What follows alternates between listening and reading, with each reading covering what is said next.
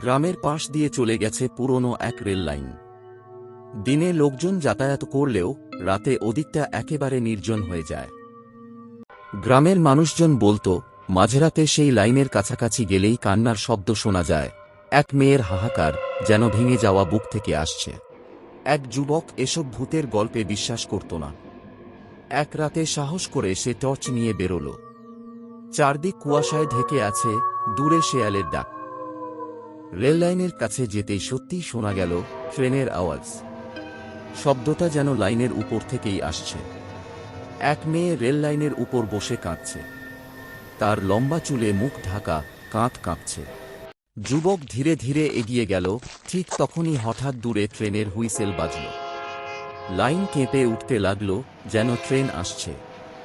আতঙ্কে সে চারদিকে তাকালো, কিন্তু কোথাও কোনো ট্রেন নেই। তারপর আবার টর্চের আলো ফেলতেই দেখল, সেই মেয়েটি নেই, শুধু ভিজে মাটিতে রক্তের মতো লাল দাগ ছড়িয়ে আছে। যুবক সেখান থেকে ভয়ে গ্রামে চলে এলো।